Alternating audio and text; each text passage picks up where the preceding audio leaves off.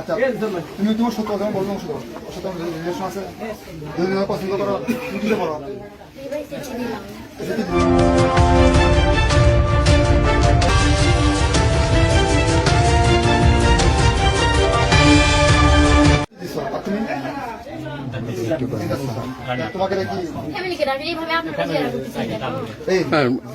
তুমি এখানে কেন আসছো?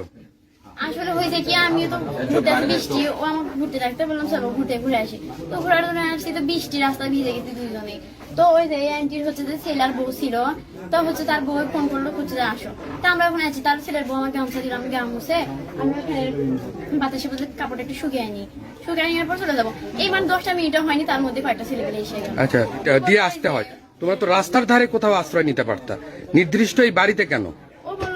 আমার ফ্রেন্ডের হচ্ছে এই বাসা, চলো ওখানে ফ্যানের বাসা তোমার কাপড় শুকিয়ে যাবে, তা আমরা ওই জন্য আসছি।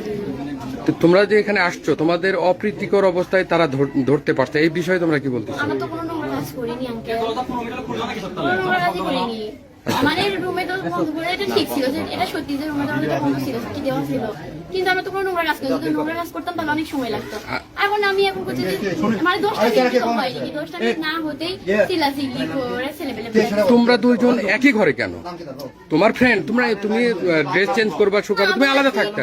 আমি তো জামা কাপড় কিছু করিনি, গায়ে আছে আমার, মানে আমরা তো বয়ফ্রেন্ড গার্লফ্রেন্ড, আমাদের তার কোনো ভয় নাই।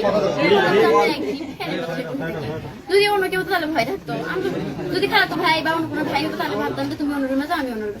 আমরা তো তা না, আমার গার্লফ্রেন্ড বয়ফ্রেন্ড, তাহলে ভয় পাবো কেন? আপনার বাড়ি ওদেরকে কে ঢুকাইছে? আপনার বাড়ি আপনি কেন বলতে পারবেন না? ফজরে আমি হোস্টেলে গেছি, তাই আমি খিচড়া নামাজি এই মাঠে আমার বেটা যা করছে একটা ছেলে বিয়ে করবি, ছেলে মেয়ে বিয়ে আসছে, আমি করছি যে তাই দুদিন আসাও তো আমার হোটেলের দাম দেখা করে, আমি আল্লাহর কসম কিছুই জানি না, এই মাঠে সব জানে না। তো ওরা তো বলতেছে বিয়ে করবে না,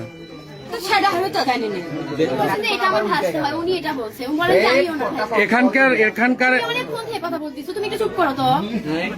মানে শোনে, আমরা তো বিয়ে করবো, আমরা তো রিলেশন করতেছি বিয়ে করার জন্য, সম্পর্ক তো কিন্তু একটা সাপোর্ট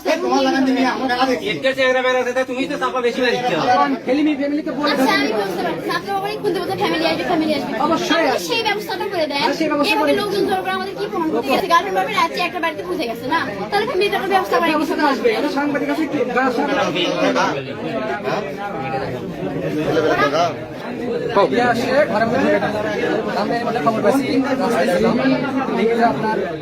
ঘরের মধ্যে দিয়ে আমরা দেখি ফলো করছি, জুয়েলারও ছিল এদিকে থিয়ে ওরা হোটেলে চলে গেল। যাওয়ার পরে মনে করেন কিছু 5 মিনিট পরে আসে, দেখি ঘরের মধ্যে লাগা, গেট খুললাম, খুলে আমরা 4-5 জন আসে, দেখি গেট লাগানো খুলছে না, ওরা আসে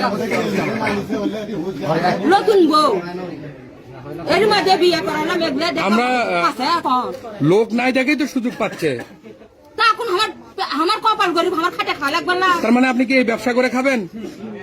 হ্যাঁ বলেন, এটা কি সেই এলাকা? এই এলাকার সমাজের তো একটা মান সম্মান আছে।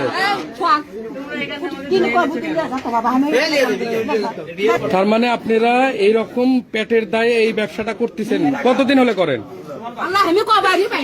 না, আপনি যে বললেন যে আপনার পেট চলা লাগবে না, কিভাবে চলবেন? তো এরকম আরো কয়টা করছেন? কিছুক্ষণ আগেই তো তাই বললেন যে আমার পেট চলা লাগবে না।